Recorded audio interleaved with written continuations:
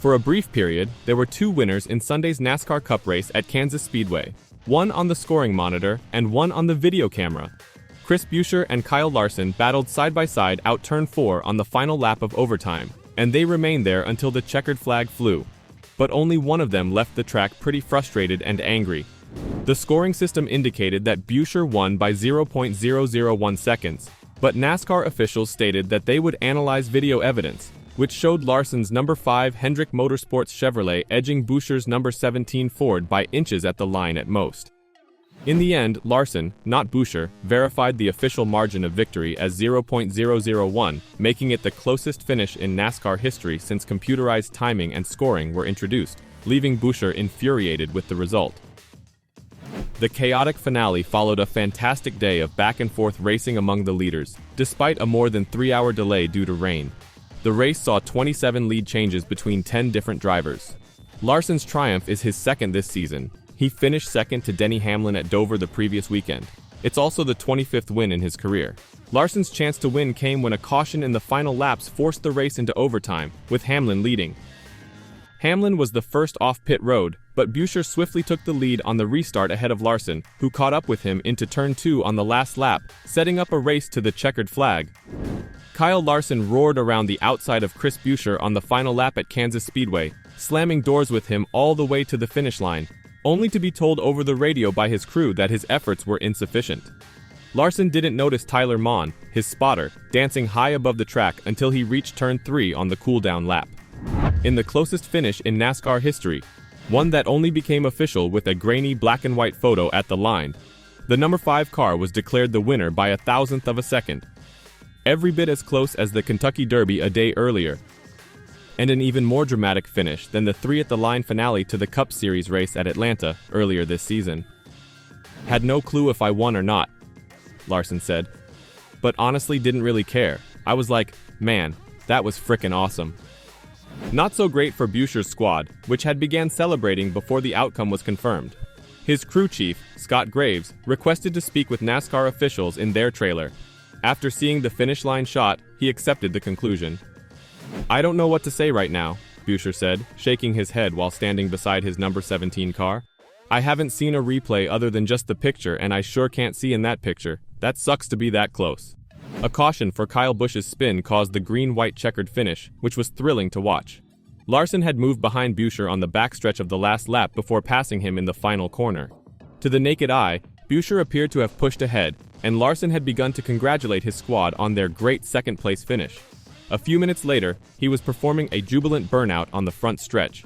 It was a fantastic start to a hectic month of May for Larson, who will aim to race both the Indianapolis 500 and the Coca-Cola 600 on the same day Memorial Day weekend. The win was his second for Hendrick Motorsports this season, and it served as some payback for finishing second to Denny Hamlin last week at Dover and in the spring race at Kansas a year ago. "I don't know what to think," a stunned Larson said after the race result was announced as official. "That was wild. I was obviously thankful for that last caution. We were dying pretty bad, was happy to come out third and figured my best shot was me to choose the bottom lane and try and split 3 wide to the inside.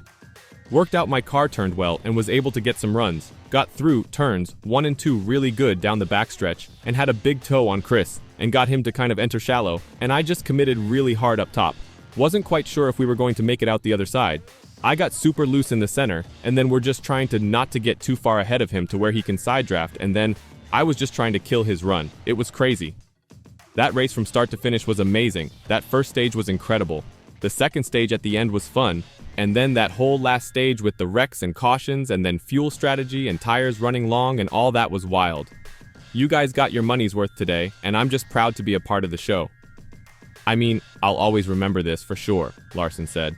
"There's definitely wins that you can kind of get lost in the distance a little bit, but when you finish and have the closest finish in Cup Series history, I don't think you're ever going to forget about it, even if it gets broken someday. Great to be on this side of it." But if someone wins in this way, it means there is also another side to the story, and this other side belonged to Chris Buescher, RFK Racing, and Ford. As for a few brief seconds, Ford Performance's disheartening winless skid to begin the 2024 NASCAR season looked to be gone courtesy to Cup driver Chris Buescher. Even the score monitor said as much. Although the display showed Buescher winning by 0.001 seconds at the checkered flag after a side-by-side fight with Kyle Larson on the final lap of Sunday's race at Kansas Speedway, NASCAR officials immediately announced that the result would be reviewed on video. When the conclusion is uncertain, NASCAR may examine any finish, for a race off pit road, the completion of a stage, or the end of a race, via video. Unfortunately for Buescher and Ford, the footage showed Larson's number 5 Chevrolet reaching the finish line, inches ahead of Buescher's number 17 Ford. One celebration begun by Buescher's RFK racing crew abruptly ended in startled silence, while another began with the number 5 squad. "I don't know what to say right now. It was a great finish for us, a really strong day. A lot of speed in this Mustang, and we really needed that. Needed a win more, and I thought might have had that one."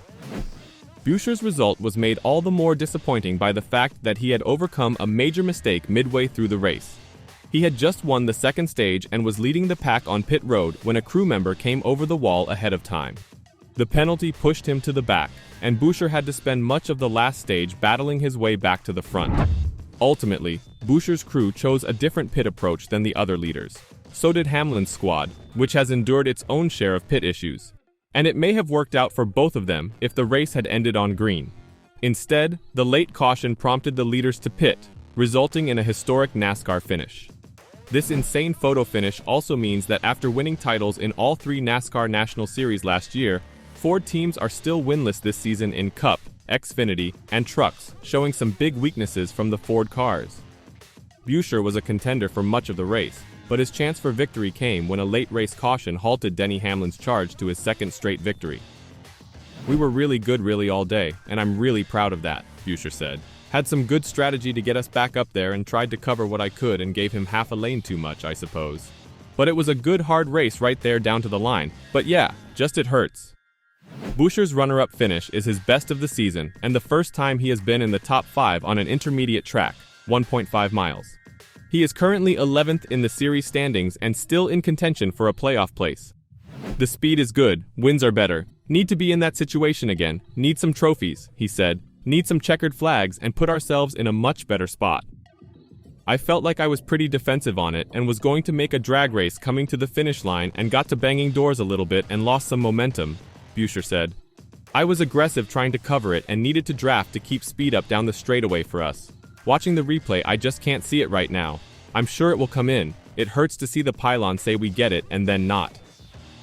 What are your thoughts on this epic race at Kansas Speedway? Did it justify the 3-hour delay? Let me know your thoughts on the race in the comments down below.